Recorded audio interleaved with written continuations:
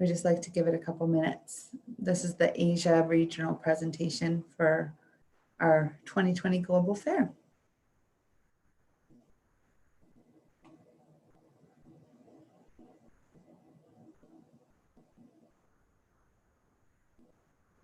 There is just a slight delay for some reason as people have been waiting and then kind of trickle in. So I'm going to give it up to 2 minutes just so that people can log on and get started.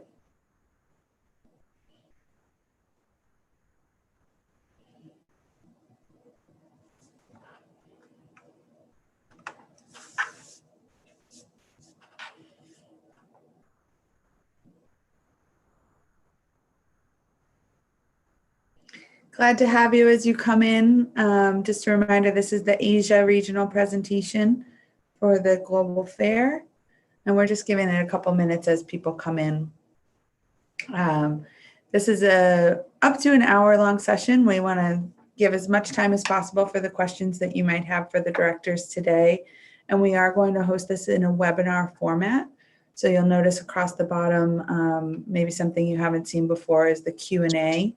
Although I'm sure all of you have been participating in webinars for the past 6 months. That's how you can ask your questions of the directors. So go ahead and locate that, and we will monitor those questions and then pose them back to the directors after they give us a brief overview of their site. Okay, so it's 12:02. I'm going to dive in. Great to see the student attendees coming in. There may be some more people coming in, but we do want to be respectful of time. And I just want to remind you that this session is going to be recorded and posted to YouTube if you would like to go back to it later. So as a reminder, this is a webinar. Type your questions in the Q&A.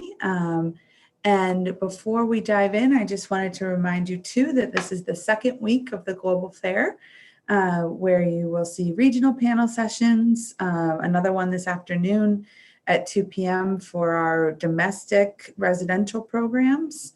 You'll see other special topic highlights like the international studies major, some more in-depth presentations from some of the directors even on this call today, and then you'll see return student sessions. So we have one more return student session this Wednesday, which is going to be a presentation from students who have been away before, and then time for breakout rooms to talk with people who have already done their project off campus. If this is your first session, we're glad you're here. If this is your first look at what it takes to complete the off-campus IQP application, don't worry, you are not behind. You are just on time. And I just want to point you to these important links on this slide. So Plus Global Fair 2020 is going to give you the rest of the schedule for this week. And then Plus Off-Campus IQP is the place to get started. So that is where all of the content that we have been sending throughout the summer, the newsletters that we sent, as well as a step-by-step guide on how to apply can be located. Also, all the sessions that we have been doing have been recorded. So if you need to go back and look at something, or you weren't able to make it to a regional panel, you can get to those recordings through that link as well. And then finally, e-projects, which is where you're going to browse the project centers available to you and ultimately submit your application. So without further ado, I'm going to pause my screen share for just a moment so that you can see who's on the call with us. So today we have our project center directors from our Asia project centers, representing the Bangkok Project Center in Thailand, Professor Esther Boucher, representing the Beijing, China Project Center, Professor Zhangyu Liang, representing the Hangzhou Project Center in China, as well as the Taiwan Project Center, we have Professor Jennifer Rudolph. Professor Wenhua Du could not be here because she's teaching class right now, but Professor Rudolph is going to speak about both of those centers. Representing the Kyoto, Japan Project Center, we have Professor Jennifer De Winter, glad you're here. And finally, the Mandi, India Project Center, we have Professor Shaki. Ingrid Shaki. So I will continue on with my slides so that we can hear from each of these directors about a short presentation on their project center. And after that time, then we'll dive into questions.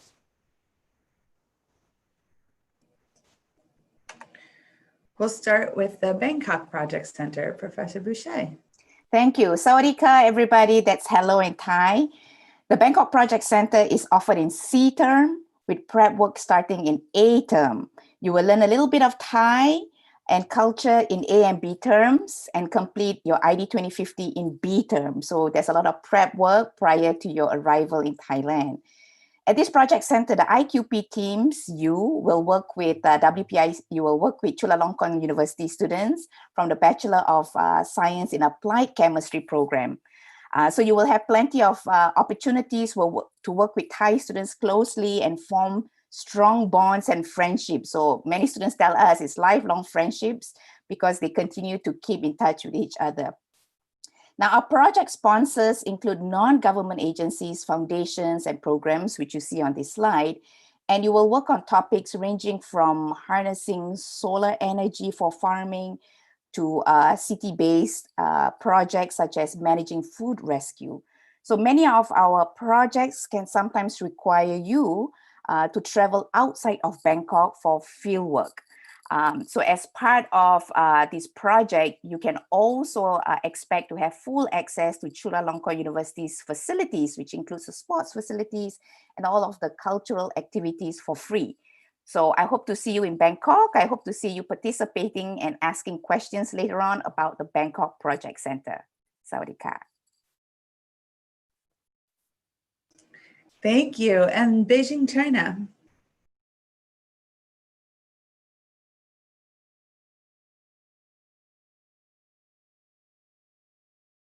Sorry, I just unmuted myself. Thanks.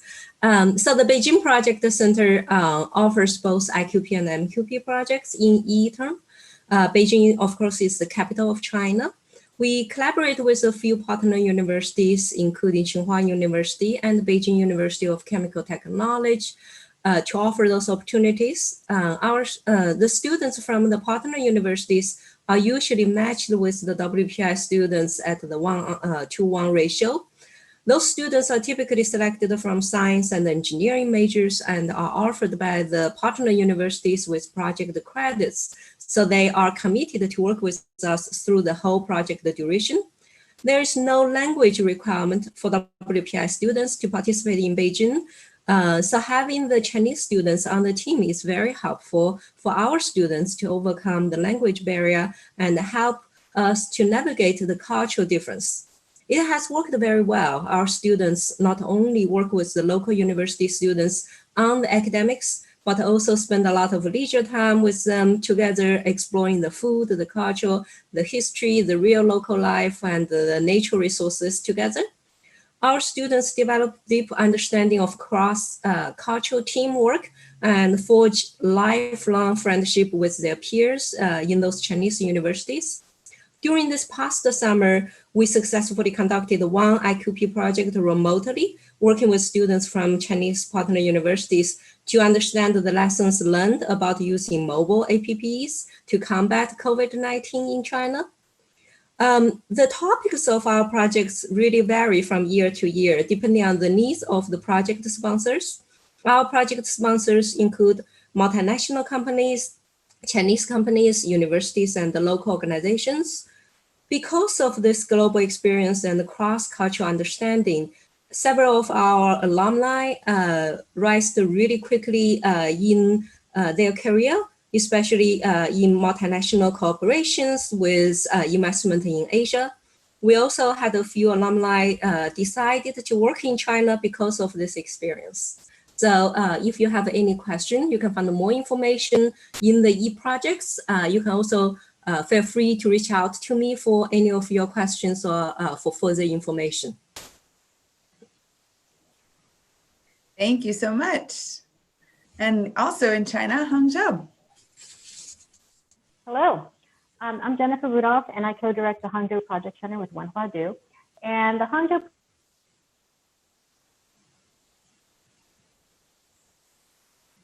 Sorry, thought I was unmuted. I'm Jennifer Rudolph. I'm the Center Director along with Wenhua Du for the Hangzhou Project Center. And the Hangzhou Project Center is on the southeast coast of China in the ancient and yet very modern city of Hangzhou. It was a capital of Hangzhou 1,000 years ago, and it is an economic and cultural capital of China in many ways today.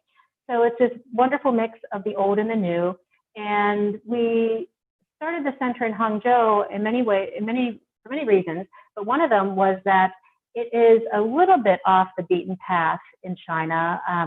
So for people who want to go to the political center, Beijing, of course, is the choice. If you want to see a China that is not as Western, Hangzhou is a really good place because you don't get as many foreign tourists there, although it is a center of domestic tourism in China. We partner with Hangzhou Jiansu University, and our students from WTI work with students from HDU. They get credit for working on the IQP. It's become a graduation requirement for one of their schools, the School of Management. And because Hangzhou is an economic center, we tend to have a lot of projects that focus on entrepreneurship because Hangzhou for a long time, from antiquity to the present, has been a center of entrepreneurship in China, especially like family businesses. So a lot of the projects focus on startups in China or on innovations in education. We also work with NGOs who are concerned primarily with quality of life in a very rapidly changing China, whether it's mental health or cultural infrastructure. So it's a great center, and I'm going to just echo a lot of the things that Professor Liang said about the bicultural experience being deepened by working with local students. Happy to answer any questions.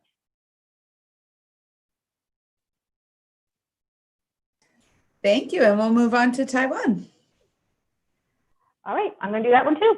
Again, I co-direct the center with Wenhua Du, who is teaching Chinese right now. That's why she's not here. The Taiwan IQP Project Center is one of our newest centers. It will have its first iteration, hopefully in Taiwan, come springtime, come summer.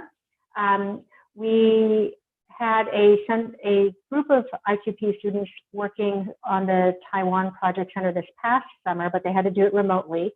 But what we envision for this new center is Taiwan is an amazing place in Greater China.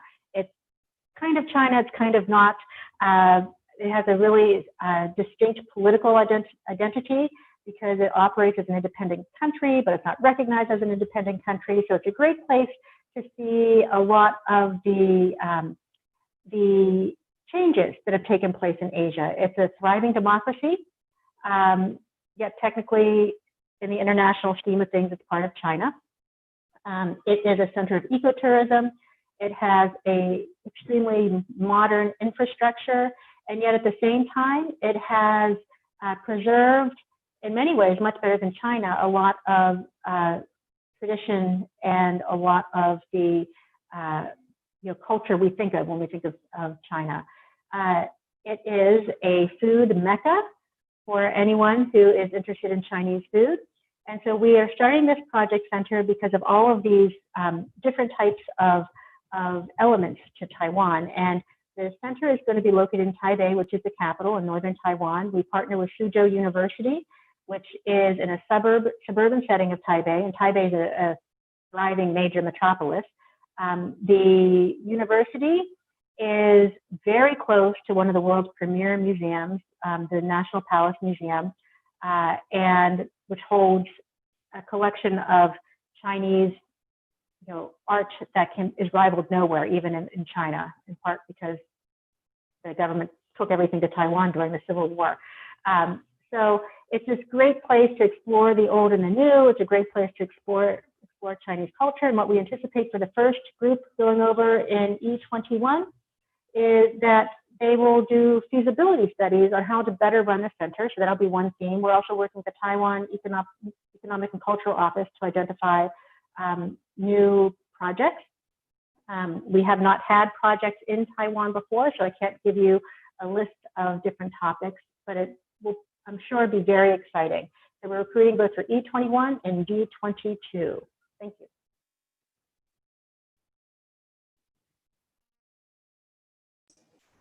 Thank you. And we'll move on to Kyoto, Japan. Hi, everyone. Thank you so much. My name is Jennifer DeWinter. I direct 3 project centers in Japan. The first is the Humanities and Arts Project Center. It's actually in Tokyo, Kyoto, and Hiroshima. The second is the MQP, or Major Qualifying Project, and we accept students from IMGD and CS to that one to spend 3 months in Kyoto. And the one I'll actually spend most of my time talking about right now is the IQP Center in Kyoto. This center has been around for 3 years now. It's still fairly new. We work mostly in urban sustainability, in green technologies, and in design. Kyoto is the cultural capital of Japan. It is on the Shinkansen route between Osaka and Tokyo. It's very easy to move around Japan. Students live in houses there. Projects include, but are not limited to, working with a group that does cultural preservation, digital cultural preservation using VR and AR, a group that works with Midori Farm, so they actually go out to Shiga Prefecture to work on a farm every once in a while. They bulk at it at first, and then a week later, they're in love with it. All kinds of tourism or sustainability work inside the city of Kyoto directly. And Kyoto has been really quick to pick up on the recommendations and make urban policy changes based on student reports with groups that were not our immediate sponsors. So the impact has been pretty broad. Japan speaks Japanese. English is compulsory, but anyone who's taking this, similar to the Thai Center, will be learning some survival Japanese in order to shop, go to restaurants, that sort of thing. Kyoto itself is a bus city, not a train city.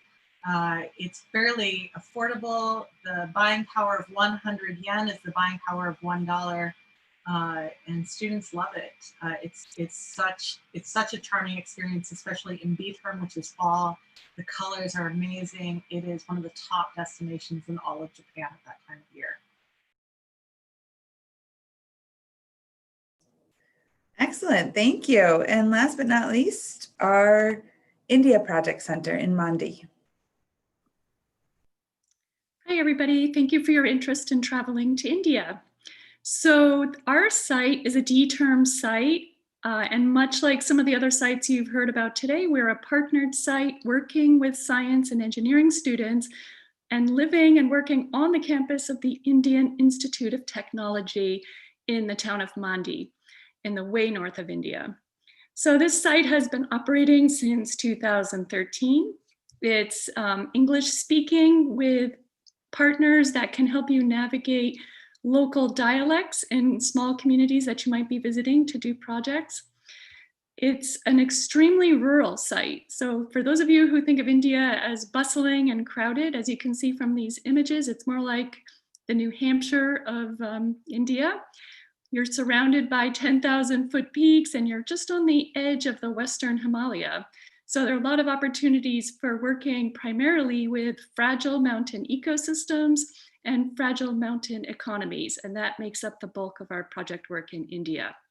So the kinds of projects we might do and that we have done in the past include evaluating climate change impacts in these regions and adaptations to climate change. We've also looked at simple projects like turning pine needles into a fuel source for local communities.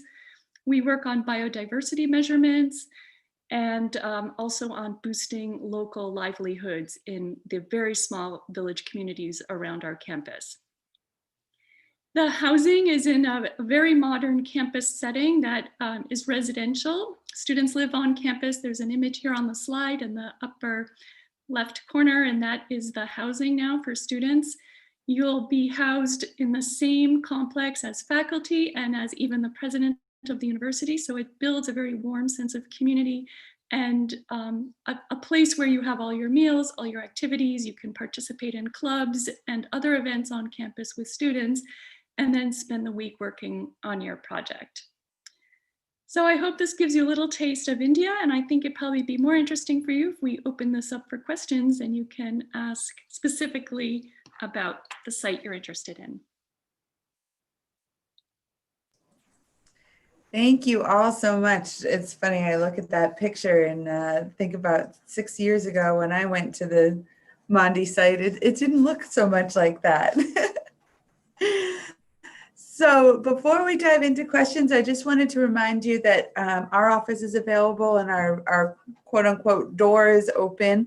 If you have general questions about the application process or need some clarification about anything involved in that process, you can reach us at global@wpi.edu. And you should have received a first message from an application liaison. If you are a sophomore who is eligible for the application process, we use that list to send out that email inviting you to contact one of us directly. If you didn't get that, just email Global and we can get you connected to someone. But as I mentioned, that's our attempt to keep our door open and be here if you have questions. So with that, I will pass it on to Candace, who's our moderator today. Thank you, Erin. So, and thank you to all the center directors for sharing little bits and pieces about your project center. Some of the students have some questions coming in. The first one is, how competitive are the Asia IQPs compared to the other sites? And what we're gonna do is have maybe Erin start off by talking about the overall process, and then we'll kick it back to you. So Erin, if you could start off the answer to that question, please. Sure, I'm back. So if you haven't had a chance to, I encourage you to watch the town hall. And even more importantly, the videos that we have on that Plus off-campus IQP page that go into detail about not only the application, but the second step of the process, which is the rating form, or otherwise known as the preference form that you'll fill out. This question sort of alludes to that preference form, which is where you will indicate your interest in all the 58 site and term options available to you next year. Competitiveness is a difficult thing to explain in a way because most centers have 24 spaces. Usually there's 6 projects, 24 people, 4 people per project. In the way that we do the rating system, we ask you to give us at least 6 of your top choices, making it possible for us to place as many people in their top choices as possible, but asking for that flexibility up front that we can, work with the options that are available and the options that you've given us. So I would say every center in Asia has received upwards of, would be in the top group of interested categories. That means probably sometimes over 100 to 150 people interested in those 24 spaces. So if that gives you an indication of the interest in the centers, I would say that all of the centers are receiving, what I would expect to be an average amount of interest, but also enough interest that you should consider your options and remain flexible. There's no guarantee of placement at any center. What I will ask for the directors to answer for our students is, what types of qualities or characteristics do you think make a good applicant at your center? And that may even be things that students may self-select, that this is the right center for me and I'm interested in that. So Professor Shaki, I kind of see you nodding your head. If you could start out, and then we can, if you want to raise your hand, directors, we can just kind of go around. Sure. That's a great question. And I think the kind of student that enjoys my site the best is somebody that is comfortable in a challenging environment. It is remote. The transportation can be difficult. The landscape, the terrain, getting around can be difficult. But if you enjoy, just being out someplace on the edge of the urban life and really out in some interesting wilderness, and that site will work for you. I think because the environment is complex, the kind of student that works on these projects just needs to be adaptable to some of the extended travel and challenges in getting to the project sites. Thank you. I saw Esther's hand up as well, if you want to go next. Thanks, Candice. So at the Bangkok project site, students who do well are students who are willing to collaborate and talk to and learn from each other within a team environment. So this is cross-cultural. So you will have 4 Thai teammates and 3 other WPI students. So you can imagine the challenges communicating in English, but you need to sometimes overcome some of the cultural perspectives which are different from yours. So students who do well are students who are willing to listen, take in different perspectives and work towards projects that are, different, but you're all on the same page. And you also have opportunities not just to work in Bangkok, the city itself, but to travel at sponsor sites where sometimes it could be in a rural area, sometimes up high in the mountains in Chiang Rai. But students generally find it refreshing to be out of the city and talking to villagers and people who can participate and will participate in your projects. So I hope you will consider that. And, even if you have no Thai language background, we give you a little bit of Thai lessons so that you are able to just have little greetings and little conversations with, people that you meet in Thailand. Thank you very much. Jennifer Rudolph, please. I just want to add to that, for the people that do well, I think in all these centers, not that I'm going to speak specifically about China and Taiwan, are those who really are looking for a cultural experience that brings very different cultural norms to your awareness. And for the Hangzhou Center, like any of these centers, you do not have a language requirement, but certainly it helps if you have studied Chinese. So if you're at WPI and you've been studying Chinese, you've been taking classes on China, then that makes you more prepared to go to China because it gives you more nuance and more understanding to analyze what you're encountering, whether it's different perspectives from your teammates or different business practices, that sort of thing. That said, like all the centers, we try to prep you with cultural awareness and cultural case studies, all that kind of stuff. But I think having an inquisitiveness and a desire to learn about these cultures that don't stem from the Western Judeo-Christian tradition, I think is what prepares someone best for any of these centers. Thank you, Jayu. Yeah, I totally agree with what has already been said. I really think that have curiosity about what you are going to encounter in those very different environments and being very open-minded. I think that's very important to be successful. Professor De Winter, do you have anything you'd like to add to that? Jared, Japan's food is amazing. So people who love food should go to Japan and Thailand as well, actually. Hello, and China and Taiwan.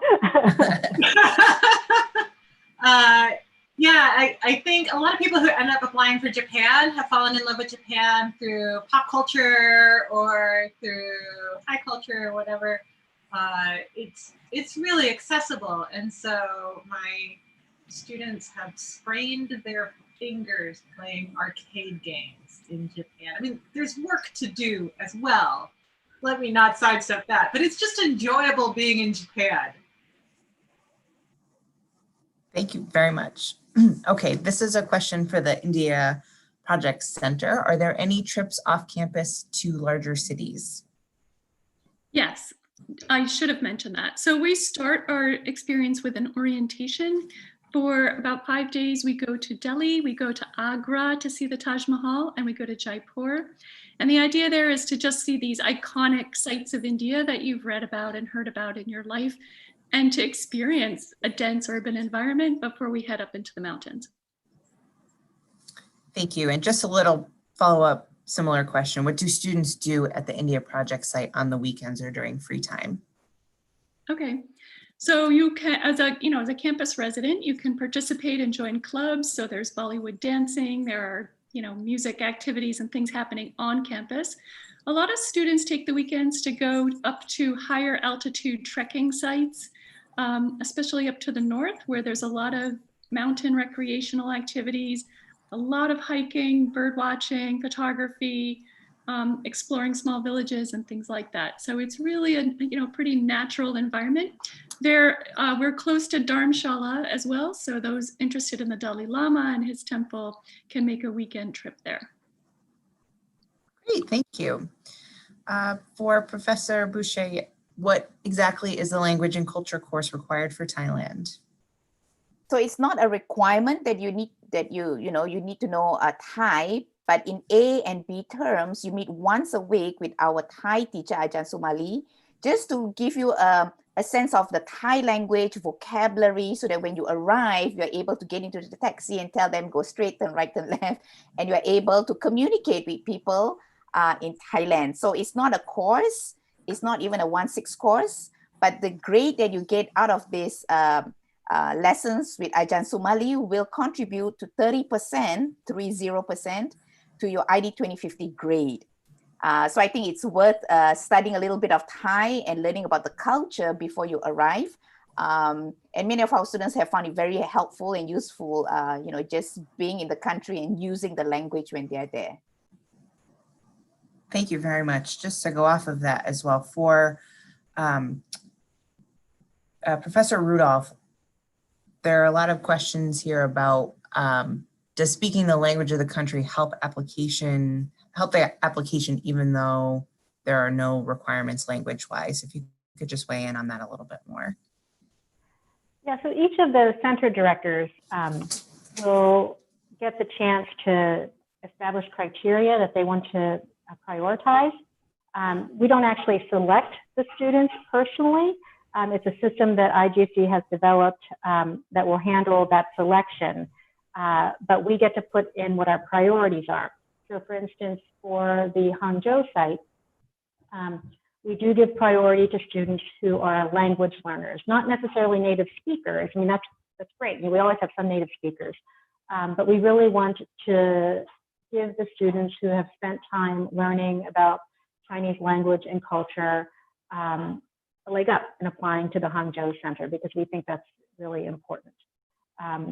So like I said, I don't actually see the applications myself, but when I, as a center director, establishes criteria, I do give priority to students who have studied the language. That said, you do not need to know the language to go there. We always have, the majority of students will not know the language when they go to Hangzhou, and they can get around just fine. All the signs are both in Chinese characters and in Pinyin, which uses Roman letters.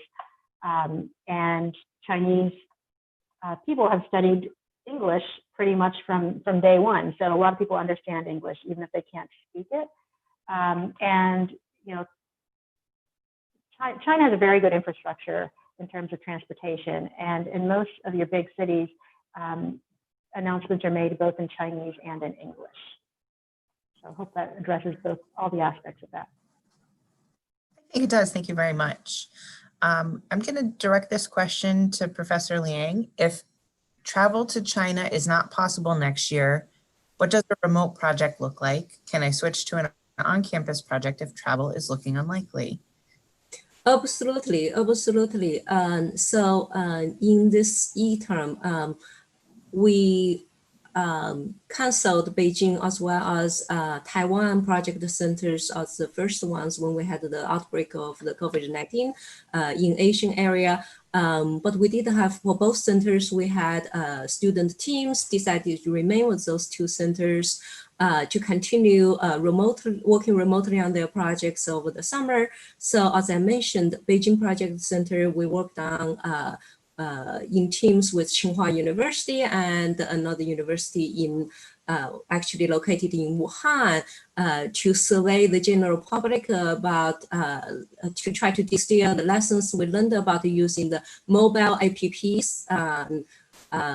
Currently, I think Google and Apple are trying to develop and roll that app out for global usage as well, to learn the lessons we had from rolling out those apps in wide applications in China, so that we can inform the design of those apps and the implementation of those apps global-wide. I think Professor Rudolph can speak to that, but her Taiwan team also successfully worked over this summer IQP project that is sponsored by a very large company. They're trying to establish operation right here in Massachusetts. So we did have other students who get deferred or assigned to other project centers and conducting other projects more locally in the US. So I think the commitment Beijing Project Center is making is that even if the traveling is not going to happen, we will still try to provide every student who signed up and decide to stay with Beijing with remote project topics that are interesting and useful, and still try to provide as much interaction between the Chinese project sponsors and the peer students in Chinese universities. Yeah, I will hand it over to Professor Rudolph now. Yes, thank you. Yeah, and just to reiterate, we have mechanisms in place for these centers to continue operating if you can't travel. And so for Taiwan this summer, we actually have the sponsor that Professor Liang mentioned, but that sponsor is for the Hangzhou Center. For Taiwan, we worked with a very small startup actually that was looking at creating a social media platform for creatives. And trying to expand their base, for their customer base. So they were from Taiwan, but they were located here in Massachusetts. So it was a really interesting project. And I think one thing, the world is uncertain. We all know that with the pandemic, and all the centers had to be canceled for travel abroad.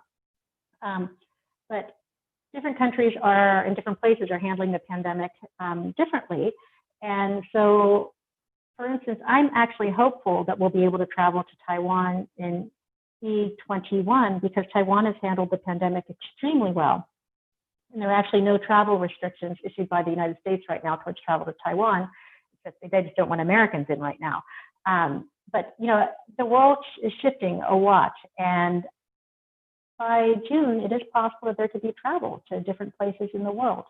So, but if there's not, we'll have sponsors here for you for really interesting projects. And WPI at many centers this summer, the students completed fulfilling projects that they enjoyed and learned a lot from.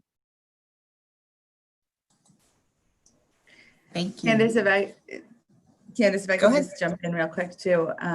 So I just wanted to say I appreciate the efforts of Professor Liang, Professor Rudolph, and all of our directors as we try to structure new projects in a virtual environment and maintain contact with the local communities too.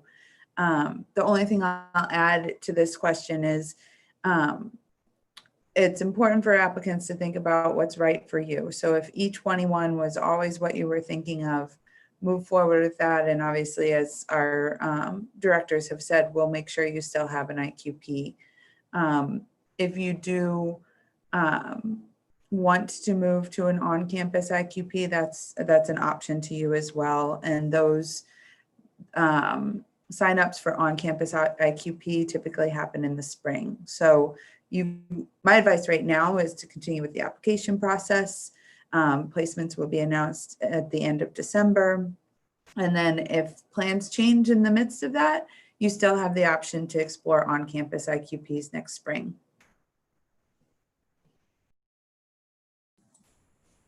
Thank you, Erin. One question that I have for all of the directors, and I'll call you out individually, but can you give a little bit more information about the visa process for each of the sites? And I will start with Professor Shaki, please. So India requires a visa, and our students generally start that application process together with the staff and me to coordinate the information that you need. So that's something we would start that process probably in early January when you come back in C-term. There's an application process, there's a fee, but you do need a visa to go to India. Professor Boucher, could you add a little bit more about that for Thailand? For Thailand, Americans entering the country do need a visa as well, especially an extended stay such as ours for about 60 days, you do need a visa. But if you're an international student, it depends on which country you're from and the issuing passport. So it varies, but definitely for Americans, you do need visa. There is a fee, and we start requiring you to submit your documents as early as the start of B term, B. Thank you. Professor Rudolph, for Hangzhou and Taiwan, are there requirements? Yes, you need a visa for China, most definitely. And what we do is we, like the other centers, we have everyone process their information together and then we submit it for you. There is a fee for that visa, but what we typically hope the students will get is a 10-year visa, because that's the standard right now, is a 10-year multiple entry visa. And then it's good for 60 days or 90 days, depending on what you get, usually 60 days. For Taiwan, Americans do not need a visa for stays up to 60 days, but we are actually going to have the students apply for a visa, because that keeps everything on the straight and narrow for our university partner, so that there won't be any questions asked once you're there. So, and again, the requirements are different for international students, so then we would help you identify what the visa requirements are for the country that you're from. Thank you. And Professor Ling, for Beijing, what do you have the students do? It's probably very similar to what the Hangzhou Project Center does. We work with the partner universities of the hosting institutes to issue the invitation letters to our students. Then we work with a very reliable visa agent in the United States. We have worked with this agent since 2013 to apply for visa to go to China for WPI, many of the WPI professors and many of our students. So we work with this agent to really help our students go through the application process, gather all the needed information, and then get the students the visiting student visa instead of just the regular tourist visa, so that our students will be able to stay for the whole duration of the required 7 weeks in Beijing. So typically the process starts at the beginning of the C term because we travel in E term, and everything typically wraps up right after the D term finishes. So far so good. We haven't had any issues of our students not getting a visa. So everybody needed a visa, was able to get a visa. Thank you very much. And I think Professor De Winter is the only anomaly here with visa requirements for Japan. Visas for U.S. citizens. If you're not a U.S. citizen, please work with IGSD. Yes. And I will say that I do work closely with all of the directors on the visa process here for the centers, and appreciate them. And we're not sure what the regulations will be moving forward. They may change. So just know that our office is monitoring that situation and will be on top of any changes that need to happen for that. I don't see any more questions here in the Q&A Erin, would you like to add anything additional today?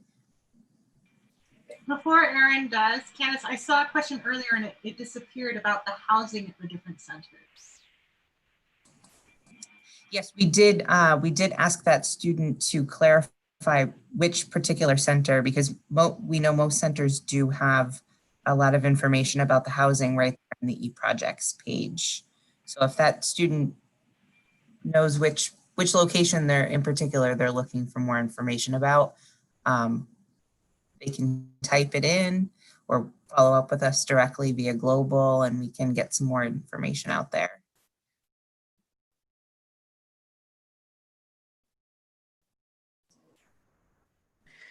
Yeah, as we wait, if there is some questions. Oh, here we go. Kyoto, Hangzhou, and Taipei. If we could have a little bit more information about what the housing looks like. So Professor DeWinter, I'll send it back to you. Okay, yeah, so I'm assuming because you've got me in with Hangzhou and Taipei, you're interested in the IQP housing. So IQP students are in apartments or houses. We often have to split them into two different houses, and then the advisors live near those two different houses. It's typically 2 people per room. If you go through the video that we have, in many of these places we have tatami mats where like you pull out futons and put them on the floor. We are looking at the possibility of a new place where everyone gets to be in one location with off-the-floor beds. My students love the tatami mats, but I'm old, so the idea of an off-the-floor bed seems amazing to me. And there's kitchens in there, full kitchens, a dining room table that's large enough for groups to work around, Wi-Fi. I'm trying to think of, often balconies. Japan doesn't have dryers, so this is where you'll often dry your clothes. And it's a walkable, livable city. So as soon as you walk out the door, there are restaurants, grocery stores, and everything right there. Thank you, Professor Rudolph. Okay, so in Hangzhou, the housing is in a hotel, which is right on the campus of Hangzhou Jiansu University. And there is a subway stop, literally 45-second walk out the front door. And then at the back door is the campus.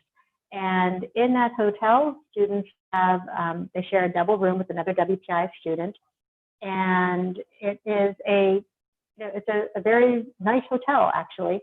It has a huge breakfast buffet with both Western and Chinese food provided every day. That's included in the housing fee. There's laundry facilities in the hotel for the students. Students like it. And then in one, my headphones, by the way, just said please charge. So if I die, someone let me know and I'll switch over. In Taiwan, we're in the housing for Suzhou University for international students, and that's apartment style housing. Linens are provided, furniture is all provided. The students will be 4 in an apartment. Usually they put 8 in, but for us, they said they would keep it to 4. And it's very close to one of the big night markets. It's a wonderful experience for eating. You can eat really wonderful foods, are very cheap, lots of different kinds. So that's the housing situation. Thank you very much. I think that just about covers it. Take it away, Miss Bell. Thank you. This has been a great discussion. We appreciate the questions from the students who are on the call. And thank you so much, directors. We appreciate your time. I just wanted to mention for the students two other sessions coming up. Professor Liang is going to have a session about Beijing and other opportunities at Beijing, including an exchange and MQP opportunity. So check the calendar for that. And Professor Rudolph is holding a second session on Taiwan and IQP and humanities program opportunities there. That's it. Thank you all and have a good afternoon. Thank you all. Thank you.